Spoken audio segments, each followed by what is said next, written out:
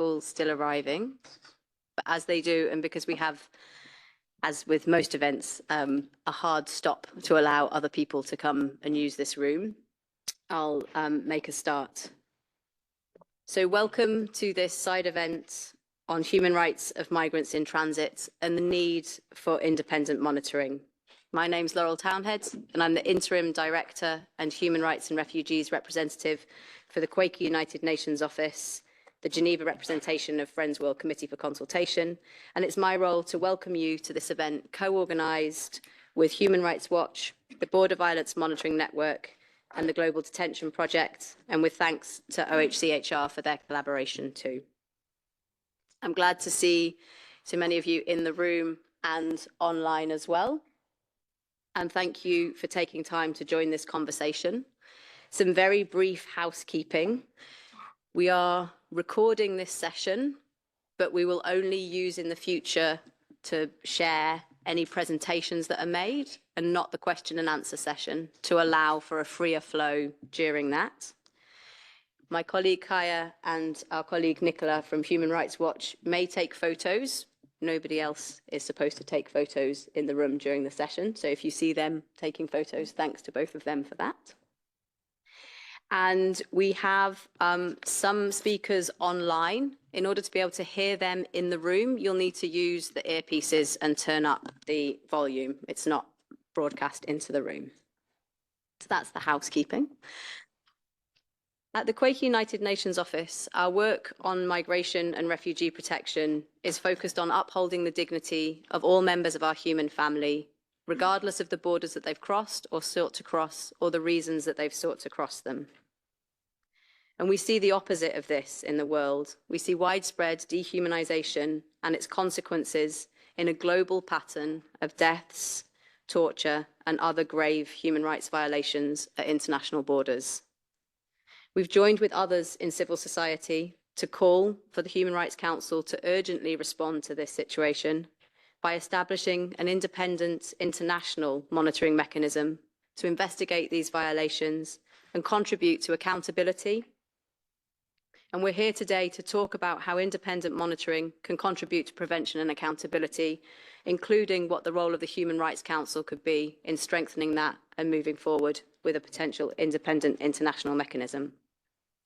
We'll have opening remarks from Todd Howland, the Chief of the Development and Economic and Social Rights Branch at OHCHR, followed by our panel in the room and online, and then time for questions and comments at the end. But before we get into the content of today's side event, I just wanted to ask you all to take a moment to think about the number of borders that you've crossed this year and how that experience was for you. And as you reflect on that, it's intended to help us think briefly to connect to shared experiences of mobility, which is a common phenomenon within humanity. Movement and mobility are a common phenomenon of humanity, but also to acknowledge the differences that there are in freedom to move and in opportunities to move safely. And to keep remembering from our own personal experiences of crossing borders and thinking about those of others, that behind the numbers and the trends are individual people seeking to move, often for safety or for dignity. And I'd like to keep that in our minds as we think about the value of independent monitoring today. I'd now like to invite Todd Howland, the Chief of the Development and Economic and Social Rights Branch at the Office of the High Commissioner for Human Rights, to give opening remarks. Todd, you have the floor. Thank you, Laurel. Excellencies, colleagues, dear participants.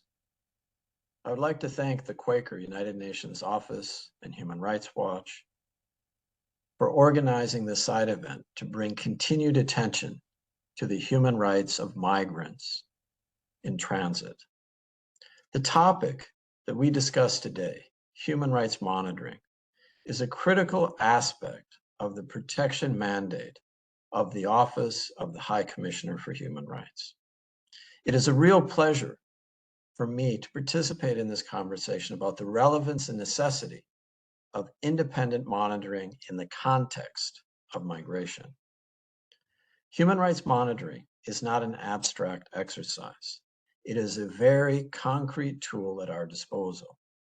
Human rights monitoring produces information that can lead to changes in practices and policies, and thereby have a positive impact on the lives of migrants and their families. The reasons why we need to set up independent monitoring at international borders is that human rights violations against migrants in transit continue to be widespread and systematic. What has happened to our world that this suffering, even deaths, are tolerated? We are talking about hundreds of thousands of people whose suffering, including those that have died, is a result of policy choices. It results from systems of migration governance that prioritize deterrence over human dignity. And it relates to harmful and dehumanizing narratives on migrants, which pave the way for the acceptance of human rights harm along migration routes. So, how can independent human rights monitoring address and prevent these human rights violations and ensure justice to victims? First of all, monitoring contributes to prevention. It supports states in the early identification of actual and potential human rights violations, as well as in the design and implementation of measures to ensure such violations are prevented. In addition to this, the regular presence of human rights monitors at borders, for example, at checkpoints, airports, or immigration detention centers, can discourage abusive behavior and prevent human rights violations. Secondly, in the context of border governance, human rights monitoring improves transparency, oversight, and accountability. It is especially relevant because access to international borders, including immigration detention, disembarkation points, and the high seas, and the inhospitable locations that typically you find relative to informal migration, continue to be limited and challenging. Very few actors are able to access migrants in transit who travel irregularly through remote areas and live in the shadows, afraid to complain or seek support. Finally, human rights monitoring ultimately assesses the real impact of border governance laws, policies, and practices on human beings. Its findings can feed into the evaluation of policies and inform systematic change. Our office has developed a detailed guidance on monitoring and protecting human rights in the context of migration. The recently published in Chapter 26 of the OHCHR Monitoring Manual, it sets out substantive and methodological guidance to design and carry out human rights monitoring in the context of migration. I hope this tool can inform your efforts. Let me conclude by acknowledging the crucial work of the Human Rights Council and its mechanism, including the Special Rapporteur on the Human Rights of Migrants, who is joining us today in advancing independent human rights monitoring, prevention, and accountability at international borders. National monitoring mechanisms, for example, national human rights institutions, play a very important role as well, and their role should be enhanced. I strongly encourage the Human Rights Council to explore avenues to set up independent human rights monitoring at international borders, including by considering establishing a specific mechanism like that called for by over 200 NGOs. I hope these ideas enrich our discussion today. Thank you.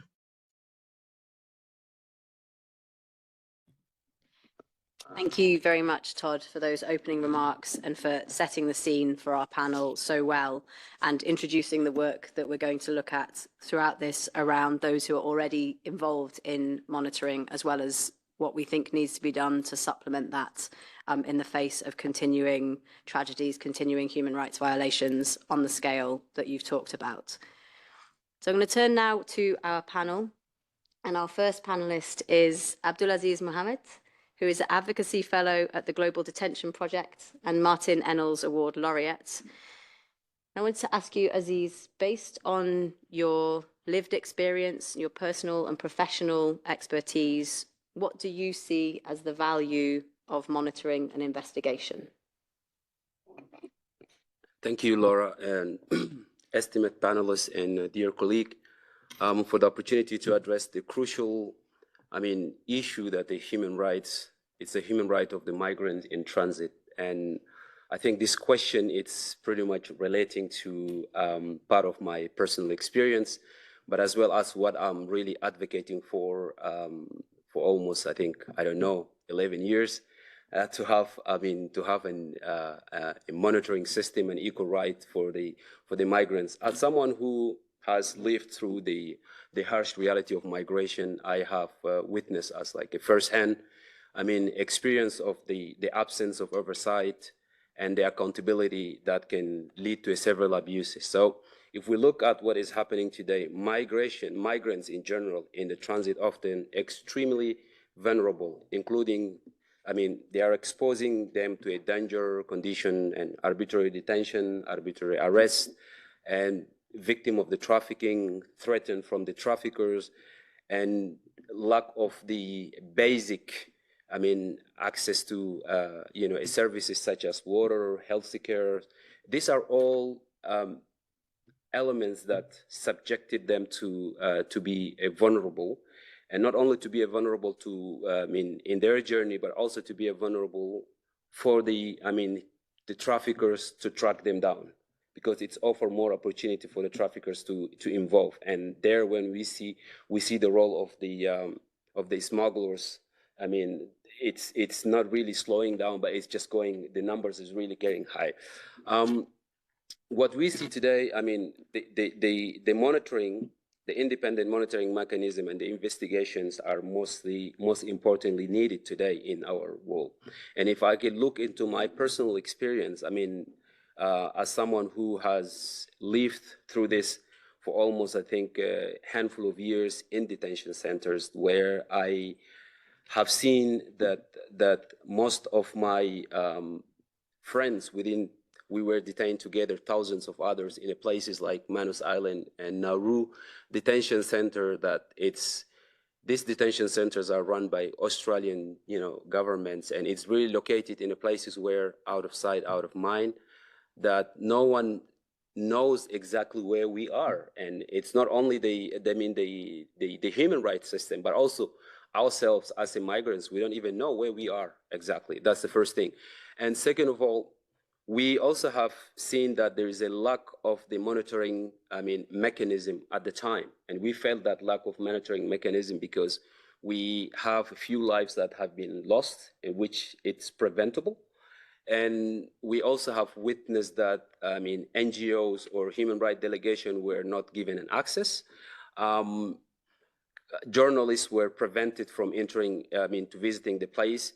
And also we have seen, many others who are trying, like myself and many others who were trying to, send or get our voices out of where we are. We constantly being harassed, dragged, pushed, threatened, and you can name it. But despite all of that, we managed to send our voice out. And speaking from the reality is today, based on my advocacy and in my role, I see that states are increasingly focusing today their energy on blocking migrants and detaining migrants and refugees in the border region, and whether some were detained on the land, some were detained at the sea. And the pressure is, we could see today that not only Australia is doing that, but also most importantly, the countries on the transits. And for example, if we look at what is happening in Americas, and if I could name specifically, in Mexico, that, there are also some, detentions there. And also I would name, in North Africa, we have Libya become also a spot where, many migrants have been detained. And then not only these two countries, but also Turkey today become, I think, at the door, become the main country that also has, investing more on detaining migrants. And despite of all of these detentions, that we don't get to see, a monitoring mechanism that are allowed to go inside those detention to report or to investigate what is happening inside those detention centers. So again, we are coming back to a point where people are being kept in a places where the humanity has been removed. I mean, it turns out to be figures and numbers. I mean, migrants are no longer actually considered to be as humans. They are considered to be as figures and numbers. And also the data today, I mean, from the NGO perspective, that there are so many NGOs who are working, including global detention centers, that they are working to, I mean, to do a bit of monitoring, but those places like detention centers today are becoming inaccessible. So the governments are not actually publishing any data that could help to know how many people are detained on this specific location. And lastly, I could also say that in my experience, I would say both as a migrant and as a human rights advocate, that leading to the call, and I will pretty much in favor of calling and supporting strongly for the independent and monitoring mechanism to put in place. And this independent mechanism will allow and will give more the monitoring body and access to visit the detention center, reports, and also save some lives. I mean, also we don't need to forget that in those detention centers, they are humans, and those humans are losing their lives. And some they were, I mean, committing a suicide. Some they were also exposed to a more, I mean, a situation that even more critical. And especially the women's and children's, person with disability, these are actually most vulnerable groups that we have seen, and they are ended up actually in detention center. So from my personal point of view as an advocate, once again, I want to stay I'm in favor of this monitoring mechanism to be established. And this monitoring mechanism actually will give us, as migrants, an opportunity and a platform where we can anonymously or with our own concern, we could even publish and, we can publish and document and report the human rights violation that we went through, I mean, in our journey, and also some of other migrants who are going through in their journey. Thank you.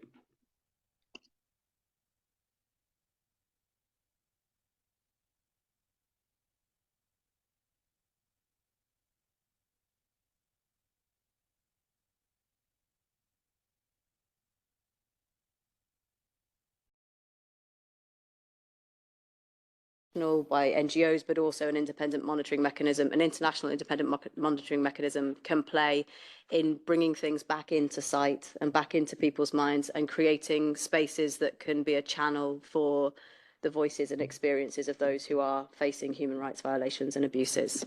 So thank you very much for that. I'm going to move from the personal and the perspective through to an international perspective. And online we have Gerhard Mahdi, who's the Special Rapporteur on Human Rights of Migrants. And Special Rapporteur, I'd like to ask you, you've supported the call for an international independent monitoring mechanism, and you have a monitoring mandate from the Human Rights Council and have previously held a monitoring mandate with a treaty body. So could you please comment on existing international monitoring mechanisms and why you believe there is a need to complement these? Thank you, Laura. I would like first to thank the Quaker United Nations Office, Border Violence Monitoring Network, Human Rights Watch, and Global Detention Project for organizing this important event.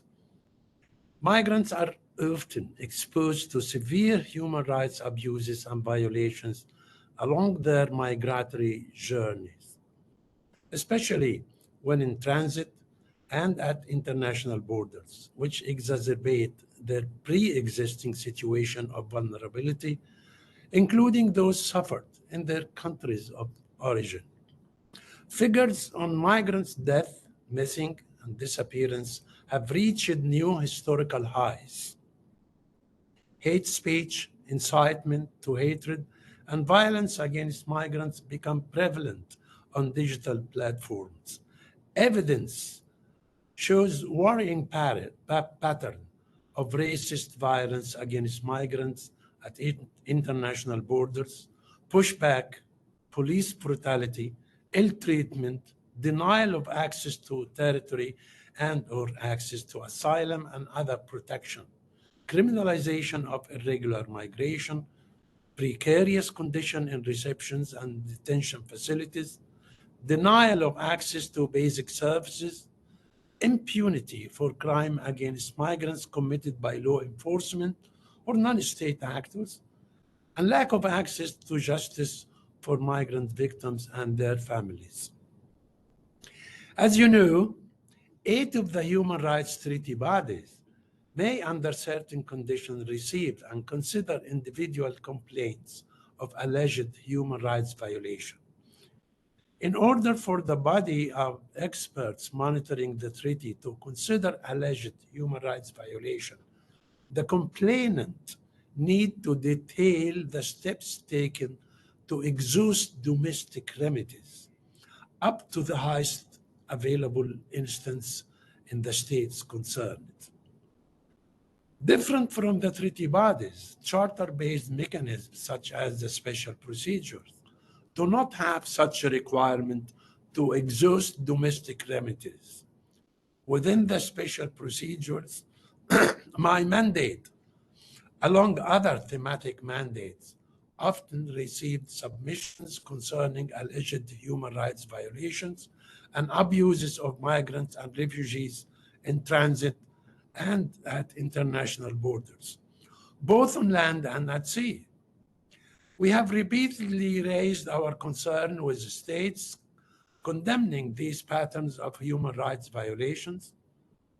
Myself, together with my fellow experts, have been engaging with concerned states through communications regarding alleged pushbacks, arbitrary and/or collective expulsion, denial of access to asylum and other protection procedures, delay in search and rescue and embarkation, torture and ill treatment, arbitrary detention, criminalization of irregular migrants, lack of protection for children victims of trafficking and other individuals with vulnerabilities, denial of access to basic services and other types of human rights violation and abuses. My mandate also analyzes regional and national border governance, policies and legislations, and provide comments on their compliance with relevant standards and principles under international human rights law. My predecessor submitted to the Human Rights Council and the General Assembly dedicated reports on the human rights impact of pushbacks of migrants and on the trends, prevention, and accountability of human rights violation at international borders. I continue my engagement with member states on this issue, and I collaborate with regional bodies, UN agency, and civil society organizations to develop tools and compile recommendations in the area of border governance to assist member states. I also participate in capacity building efforts to support states in building their capacity to implement their obligation under international human rights law. Under international law, states have the duty to protect migrants at all stages of migratory process and to provide them with access to justice to obtain redress for any discriminatory treatment or human rights violations that they experience. I'm committed to continue working with all actors to enhance the protection of the human rights of migrants at international borders and bring justice to victims and their families.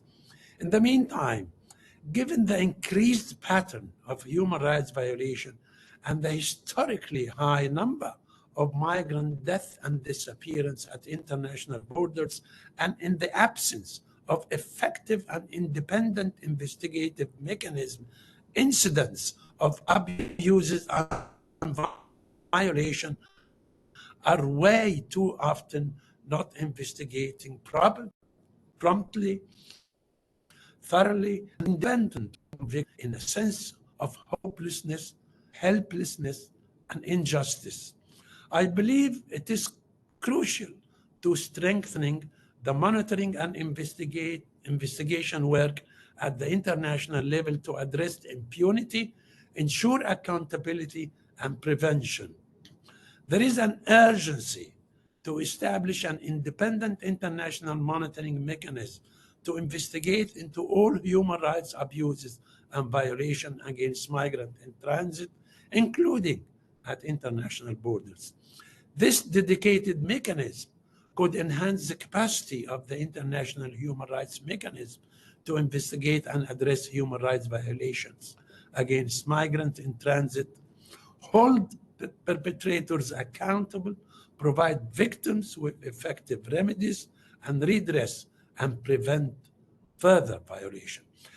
This independent mechanism should be equipped with adequate resources to receive, consider, and investigate into alleged human rights violation, to gather first-hand information through fact-finding mission to investigate incidents of abuses and violations in a prompt, thorough, and independent manner, to collaborate with other relevant human rights mechanisms at the international, regional, and national level, UN agency and CSOs, as well as migrant-led organizations.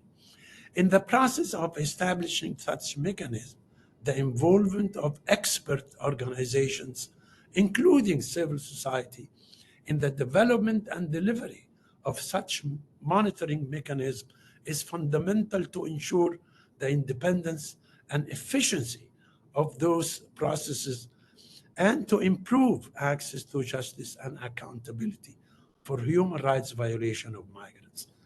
States must include national human rights institutions and a wide spectrum of civil society actors to ensure the legitimacy and accountability of monitoring. Thank you.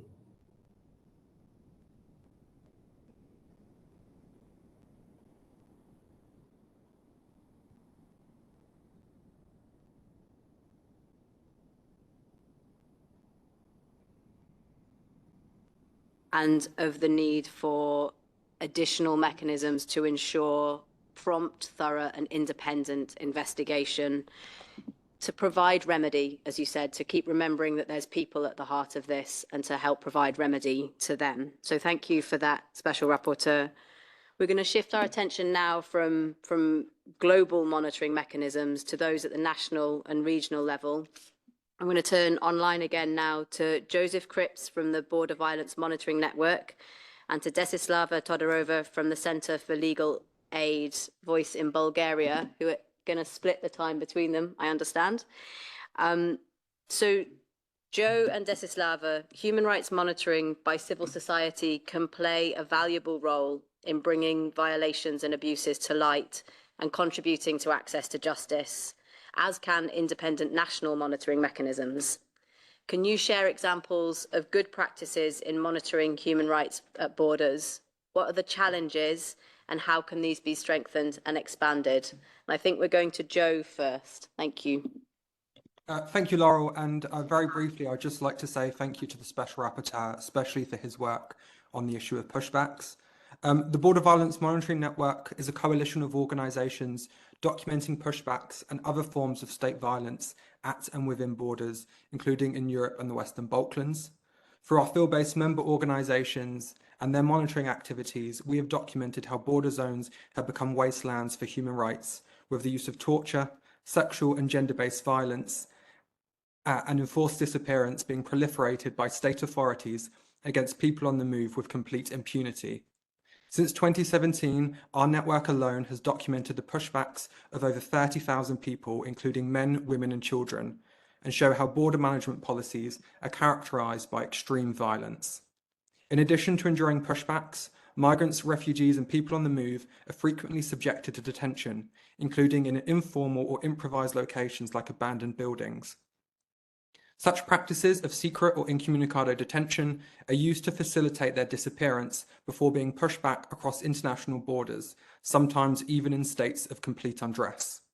The new collaborative platform called Detention Landscapes, also evidences how physical violence, medical neglect, and isolation are also commonplace in immigration detention. Now, despite this evidence showing the necessity of monitoring, we also wish to highlight how states across Europe are actively adopting measures to obscure independent monitoring and oversight. In one country within the Western Balkans, in which pushbacks have proliferated to such an extent that they are now indistinguishable from official policy, the state has placed continued restrictions upon the work of the ombudsperson. So, as in their own words, it is now impossible to have effectively fulfilled the functions of the NPM and examine the treatment of irregular migrants. In another country along the borders of the EU, the state refuses to view international transit zones as a place of detention and thus refuses monitoring access for its own NPM. So despite these efforts by states to obscure formalised monitoring efforts, the alternative success of civil society organisations like those of our members and partners in monitoring and documenting these violations, despite facing continued criminalisation and reprisals, shows the importance of our involvement in any and all forms of monitoring mechanisms. Thank you.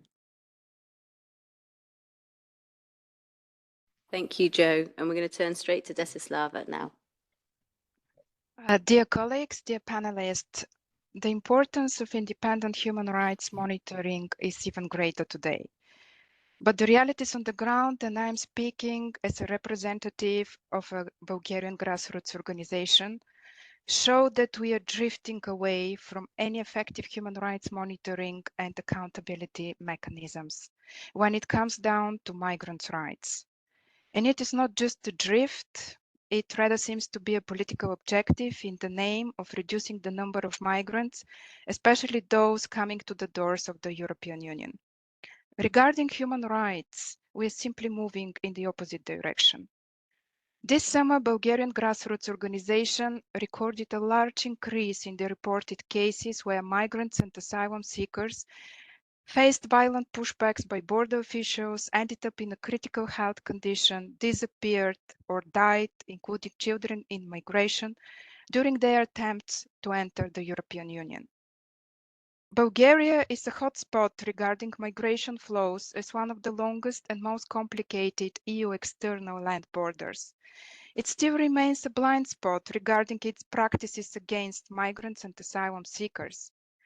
But given the newly adopted Pact on Migration and Asylum of the European Union, it seems that blind spots become convenient for externalizing the asylum procedure, turning the external borders in third countries to the EU doorkeepers and sweepers, and passing the responsibility for human rights violations and abuses back and forth between national and European institutions.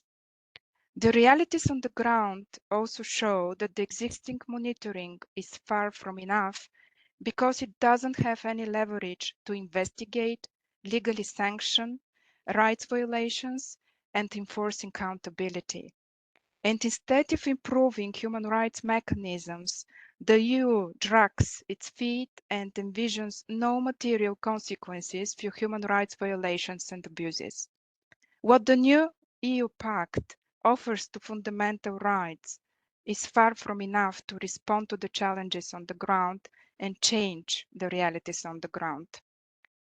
Policies of tightening the borders exacerbates the humanitarian situation of people on the move and spike the numbers of those who die on their way to Europe. The institutions continue to abdicate from searching and rescuing migrants, providing life-saving assistance to them, recovering and identifying dead bodies so their repatriation could be processed. No institution takes responsibility for these cases, leaving NGOs, hospitals, officers working on the ground to deal alone with the crisis. Fundamental rights need political vision, strong capacities, sustainability, meaningful incentives. But the realities on the ground show today, as of today, their promotion is limited to a great extent. Thank you. Thank you, Desislava, and thank you, Joe, for sharing your experience of both a region-wide overview of monitoring by civil society and your specific experience of doing that at a national level, and the challenges that are faced both in terms of those who are doing monitoring at a national level as civil society or as part of a national preventative mechanism or national human rights institution, the challenges of access to the spaces where migrants are, the challenges of having a broad enough mandate, and the challenges of having the resources to be able to do the work that you're intending to do. And for us, that's part and parcel of understanding why we think it's important that the Human Rights Council consider how it can support and enhance independent monitoring mechanisms at a national, a regional, and a global level, because where they do exist, they may not be able to do the job that they need to do in order to deliver accountability and prevention of human rights violations. We've heard from some different regions, or we've had mentioned different regions, and I think that's one of the things we also wanted to draw out and thinking about the need for an independent mechanism, independent international mechanism, is that we're not just looking at one region or one country. We're looking at a global phenomenon that, as Todd said at the beginning, where continued human rights violations and deaths are tolerated. And so for that reason, it's worth thinking about what can the council contribute. So I'm going to turn now to coming back to the Human Rights Council in particular, to Lucy McKernan, who is UN Deputy Director for Human Rights Watch. Human Rights Watch has worked with other NGOs to call for the Human Rights Council to establish an independent international monitoring mechanism to investigate global patterns of deaths and torture and other grave human rights violations at international borders. So I wanted to ask you, Lucy, why do you think this is needed in addition to more drawing on what we've heard today? Thanks, Laurel. Yeah. Thanks, Laurel, and hello, everyone. Thanks for coming to listen today. Yeah, this is the bit where we come back to kind of what the Human Rights Council can do. We've heard from the speakers already about the horrific abuses at land and at sea borders that are faced by migrants and asylum seekers. And this is also reflected in a lot of the work that Human Rights Watch does. You may know some of the figures from the IOM Missing Migrants project, which has recorded deaths of 68,011 people since 2014. I mean, just a really shocking number. One death, of course, is too many, but the scale and the rate of loss of life are really impossible to overlook. And this is only the tip of the iceberg. As the speakers have told us already, migrants and refugees who manage to escape death are then victims of other forms of violence, including sexual and gender-based violence we heard about. We heard about arbitrary detention, as this spoke a lot about that, torture and other ill treatment, exploitation, extortion, and disappearances. And as Laurel has said, and as certainly our work has found, no region can claim to be immune from these violations. And just to give you a perspective, in the last few years alone, Human Rights Watch has documented violations and done reporting on violations along migration routes in Latin and Central America, in the Mediterranean Sea, at the Saudi-Yemeni border, and in South and Southeast Asia, as well as violations against the Rohingya people, against Syrian refugees, Ethiopian, Sudanese, and Palestinian refugees and migrants, amongst others. So just to make the point that this is a global problem. So, coming back to the question that Laurel asked me, what is the response that the Human Rights Council should be having to this? This is a topic that's really well discussed at the Human Rights Council. There's been many debates, there's been many reports. We've heard, of course, from the Special Rapporteur on the rights of migrants, the High Commissioner, and many NGOs raise these issues. And we have the annual resolution on migration, which has been discussed at this session. And all of these discussions have made it clear, and the Special Rapporteur just reminded us well, that states have obligations under international law and often under national laws as well to address these violations and abuses within their territory or their jurisdiction. And also they have the ability through laws, policies and practices to prevent and reduce the harms. And yet we still see these serious violations continuing. At Human Rights Watch and many other NGOs, we think that there are two things missing that could see the Human Rights Council significantly contribute to addressing these abuses. And the first is, as a number of speakers have already mentioned, is the comprehensive human rights investigation and documentation of the violations and abuses. in our view, this is a really vital step to help states, first of all, gain a fuller and more accurate picture of the violations and abuses, and to help inform laws, policies and practices to address them and to address the needs of victims. And that's why more than 200 civil society organisations, including Human Rights Watch, have called for the Human Rights Council to establish this type of mechanism. And it would undertake a global investigation into deaths, enforced disappearances, torture and other grave human rights violations faced by people in transit across international borders, and to contribute to accountability and redress for victims and their families. And we've heard today the Special Rapporteur support this proposal. The High Commissioner has also called for the establishment of independent monitoring and oversight of migration-related policies and practices. So in terms of the main objective of this mechanism that we'd like to see the Council establish, it is to contribute to prevention and accountability, most importantly. As we've said, the scope of the mandate would be global. And I think just to give an example, similar to that we see for the mechanism on racial justice in law enforcement, which also has a global but thematic-based mandate. In terms of the primary functions that we see the mechanism having, they would be to monitor, investigate and document the rights violations. This could include, for instance, route-based investigations or investigations of specific incidents, which would establish the facts and circumstances, and where possible to identify those responsible. We think it should also address the root causes of violations and, for example, the role of different bases of discrimination, including racial discrimination, in the management of international migration.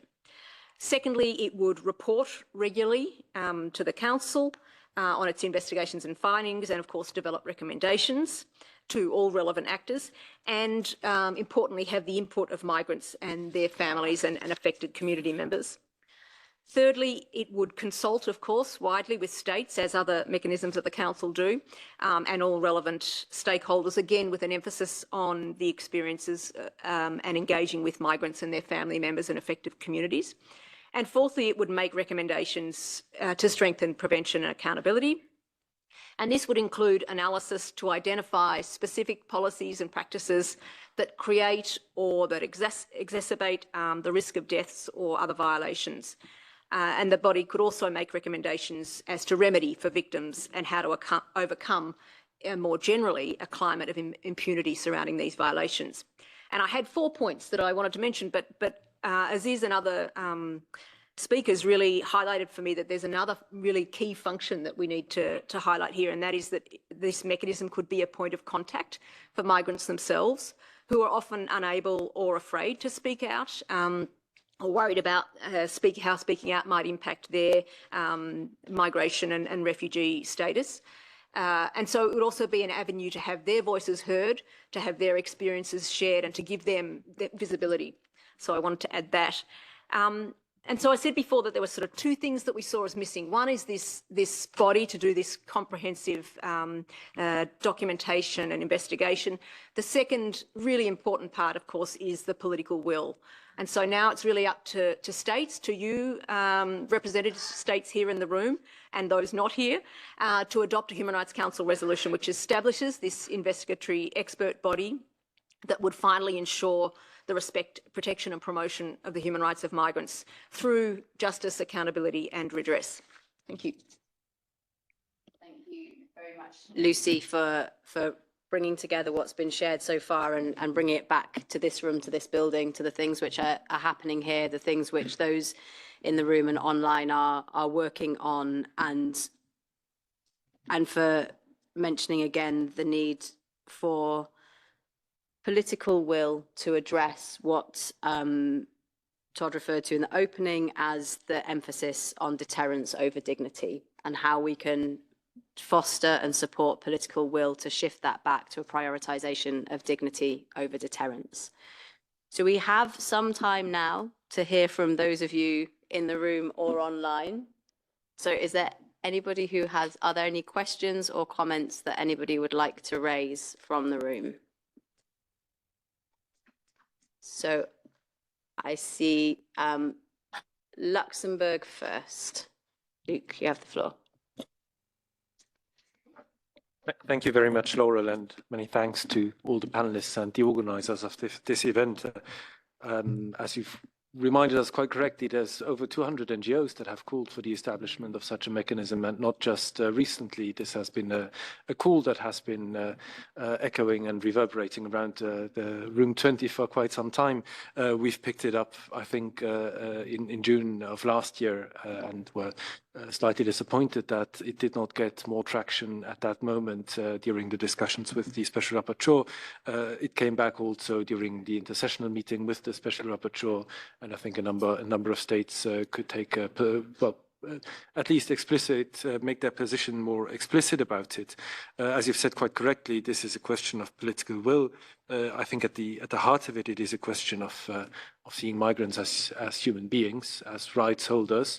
And yes, there may sometimes be disagreements over who is the principal duty bearer vis-à-vis them, but there are very clearly things that should not happen to them. And those are of course, human rights violations and abuses, whether by organized crime or by border guards or by anyone in between of them. We very warmly welcome, I haven't seen the colleagues in the room. Oh no, there they are. Very warmly welcome Mexico's work on this and their leadership in the resolution. And I'm sorry, I should have let you speak first, but we welcome the text that was is now in the resolution that commissions a study of the High Commissioner on this, and we think that this is a good path towards making such a mechanism work. If perhaps anyone would like to offer a bit more ideas about what the next steps should be, that we don't miss that appointment of HRC 60 and that such a mechanism could be established, I think that would be quite helpful for us all. Thank you. It's my job easier because I am going to hand now to our colleague from Mexico. Thank you, Magali. Thank you, moderator. We would like to thank all panelists for their very interesting presentations, and also to Quaker UN organization for organizing this event. Mexico has closely followed the discussions regarding the need to improve efforts on monitoring and the calls to strengthen independent mechanisms. We are conscious of and profoundly concerned about the multiple challenges faced by migrants along their journey, including at international borders. We agree that there is a need for states to take decisive measures to prevent and address human rights violations and abuses at all stages of migration, including in transit, and to ensure access to justice when they occur. In that regard, Mexico has incorporated elements on monitoring mechanisms into the resolution it presents to the Human Rights Council for the past 2 years. We are aware that the different perspectives prevail on how to better address this topic, which is why the resolution has promoted a space for dialogue, allowing all relevant actors to discuss this issue and exchange their points of view on avenues for progress. The resolution presented in this session asks for an in-depth discussion to have a clear overview of what can be done. The resolution also calls the states to adopt concrete measures, such as strengthening mechanisms to assess individual human rights situations, referring migrants to appropriate services and protection bodies, and encouraging the establishment of monitoring mechanisms. We would also like to highlight the important role of the Special Rapporteur on monitoring. His work assessing the global situation is crucial for identifying challenges that need to be addressed, and his recommendations have been very helpful in guiding states on the measures to be taken or restricted. We will continue to support the Special Rapporteur's work on this matter. Thank you. Thank you.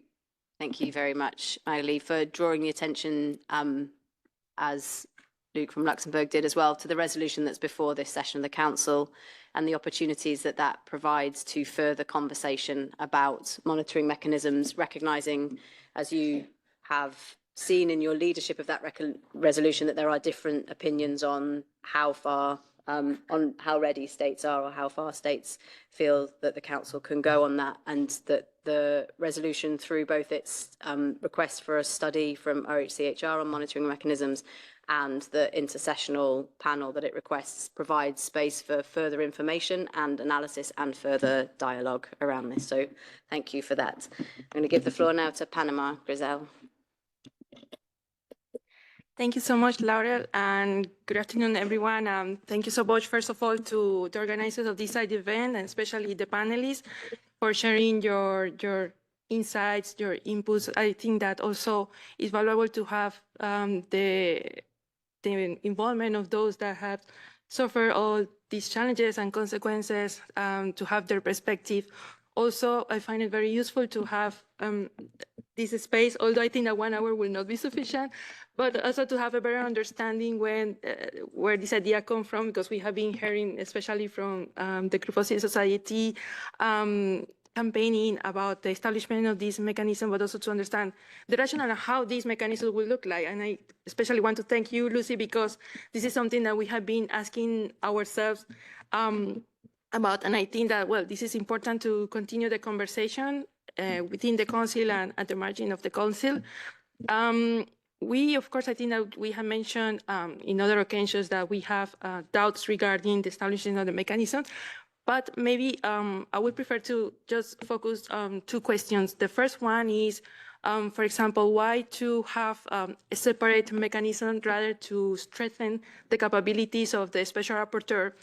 Maybe to link it, the question is because what I notice in the Human Rights Council is that the framing of any type of new mandate is very important, because when you present it as an investigative mechanism, I think that sometimes it creates some sort of resistance or defensive reaction, especially from our capital. But I think that, for example, the Special Rapporteur would be always looked as a cooperative mechanism. So that would be my question, if it has, let's say, thought about that possibility to strengthen the capabilities of the Special Rapporteurs in many of our countries, cooperate and engage with the special procedures, especially the Special Rapporteur on the rights of migrants. And also, if there's, let's say, this mechanism, if the dimension of technical advice, capacity building, technical assistance will be considered, because sometimes I think that in terms of when we create a mandate, I think that it's important also to balance not only that countries will feel like we would be naming and shaming or signing, but also if there's any other aspect of capacity building, technical assistance, like link it to what is the frame of item 10 of the Council. So I would like to maybe put forward those 2 questions. Thank you so much. Back up from an NGO at the back. So I'm going to take that comment and then a comment from Colombia, and then I'll come back to the panelists. Thank you. Okay, thank you so much, first of all, for hosting this event. I'm speaking on behalf of the Global Alliance of National Human Rights Institutions, GANRI, and we want just to come back to some points made during the meeting. So the first one is that we think that national human rights institutions are really in a great position to monitor violations, but also to support the government in doing so. And as the Special Rapporteur mentioned, Mexico, and we were also talking about the resolution, we wanted to bring one good practice of the national human rights institutions of Mexico, who has sent mobile teams to shelters and along migration routes to investigate conditions. This especially in the context of the migrants going to the US and passing through Mexico. Also, we have other good practices from Morocco, Greece. So our call is to really work with national human rights institutions, and also to come back to the point raised by Ms. Todobora. The European Network of National Human Rights Institutions, ENRI, has shared 10 recommendations on how these mechanisms should work. And one of the recommendations is that national human rights institutions, national preventive mechanisms, and civil society must be included in the planning, process early on, ensuring that they can really play a meaningful role. And this is not only for the EU context, but for the global context. Thank you so much. I'm being reminded we have a hard finish, so I'm going to give the floor to Colombia, to Laura, and then I'm going to come back to the panelists for, en bref, a comment or response to the questions. But what I hear is an interest in continuing the conversation. So thank you for that, Laura. Laurel, thank you very much once again. And also thank you to the panelists. Good afternoon, colleagues. So Colombia 2 weeks ago was also leading the side event on alternatives to detention of migrants and refugees. As some of you are aware, we have one of the biggest movements of migrants in our borders. We do not have detention centers, and we do not detain migrants or people in the move. We protect especially children, and as our ambassador mentioned it 2 weeks ago, there is no human way of detaining children. We are willing to make this a worldwide example. Regarding the independence of international monitoring, we fully support it. Colombia considers that external sources also allow states to collect information in an impartial manner and to verify various sources or to ensure the broadest collection of information. We emphasize that it's important to respect the independence of international monitoring mechanism, nor to attack special procedures or investigation mechanisms, and to allow them access to countries to collect information. Colombia works in a very strictly with the international bodies. We are open to international scrutiny as a tool to improve our policies and standards and better guarantee human rights in Colombia. In this regard, we are very glad to welcome next year the visit of the Special Rapporteur on Migrants, who will be visiting our country in the first semester 2025. Thank you. Thank you very much. I'm going to go quickly as I can down the line of our panelists. So Aziz, would you like to make some closing remarks and comments in relation to the questions? Well, I think we don't have enough time to answer all the questions, but I will just go briefly and say something about the question that raised by, the delegate from Panama. Why do we need another mechanism? I believe that the existing mechanism, if I could call the ICCPR and the Refugee Convention, and I can call the names, I can name them, many other existing mechanisms that are there, but sadly that seeing that the states are often disregarded in practice. I mean, in paper is yes, but in practice are disregarded. And as I mentioned before in my intervention, that we have seen that the world is really faster growing of building an immigration detention in places where I think either in the transit countries or in the remote islands. And despite the existence of this, monitoring body, we have seen that the states are not really respecting in the practice. So what we need is we really need an independent monitoring body that to collect a data of what is happening on those places and how many people are sent to these places and where the location exactly. Thank you. Thank you very much for brief and to the point and helpful response to those questions. I'm going to ask Joe and Desislava, would you like to make a brief response to the comments so far? Yeah, I'll be incredibly brief. I think for the states in the room, 2 key points at a national level is ensuring that any monitoring mechanism that are implemented is truly independent, and that should be in both function and finance. And to the states in the room, I would also suggest looking at the embassies abroad and ensuring that named contact points are established for human rights defenders at risk, including by offering financial or security support. Because if we are interested in ensuring that monitoring can happen wherever, we need to ensure that there is a strong and functioning civil society space in all of our countries. Thank you.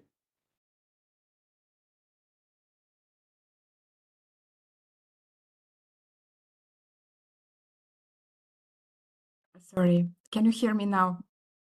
Okay. On the comment about the European Union and its mechanisms, I can say that, as you may know, the member states are about to implement the newly adopted Pact on Migration.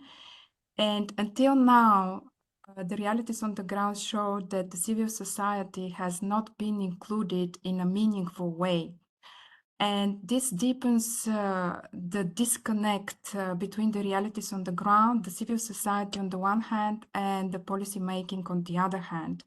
And if you want to establish any impactful mechanisms, we have to acknowledge the realities on the ground, to bridge the disconnect between policy making and the actors on the ground, and also for to give these mechanisms a leverage, a real leverage to produce binding effect to the responsibility of, to the responsible authorities. Thank you.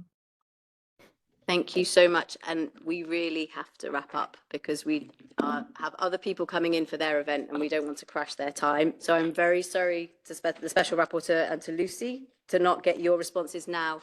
But what I will say is our intention was to create a space for a conversation about the value of independent monitoring at international borders. And we thank you for joining us in that conversation. And we're very clear this is neither the start of it nor the finish of it.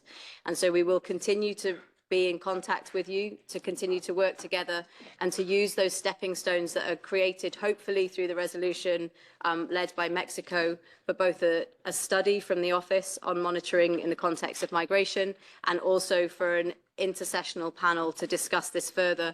But we don't want to wait until those things happen. We want to keep talking to you in the meantime. I'm just going to thank our panelists very much. Thank you so much for your input. Thank you all for your attention. And thank you to the co-organisers. And we look forward to working together with you going forward. Thank you.